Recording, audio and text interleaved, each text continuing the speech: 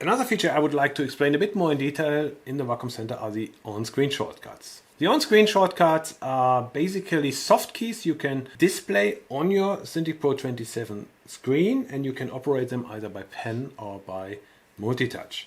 So, and you will find them on top in the Wacom Center next to the devices, and if I click on-screen shortcuts, it gives you a lot of options or already some presets we did already for you with some most common shortcuts in the applications. So we have different ones. We have the radio menus and the grid panels. They are basically similar in functionality but have a different, I would say, look. The radio menus are circular controls and the grid panels are more button boxes which come in 1, 2 or even 3 rows and lines.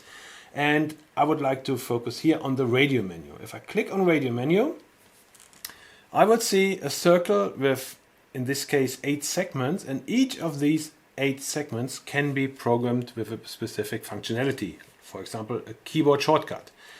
For example, let's have a look at the save feature. If I click on that one, it gives me the opportunities which I can do here on this one. I can have a keyboard shortcut, I can have modifier keys, and if I click on keyboard keystroke, I can, for example, now hit Control S on my Windows system, which is save, and I then have reprogrammed the specific buttons. So it is now linked to Control S. I can also adjust the size of the radio menu by using the slider here, and a very neat feature is that it will always display at the cursor position by default, which is very useful when using it in combination with the Pro Pen 3.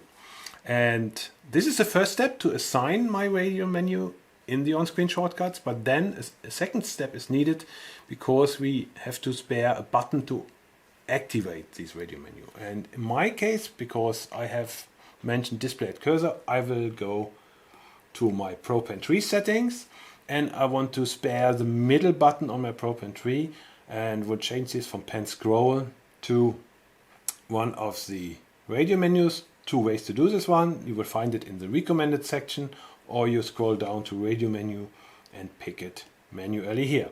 And now it's on my middle button. And what it does now, if I click now on the middle button, you will see the radio menu will pop up, and I can do now here my appropriate setting.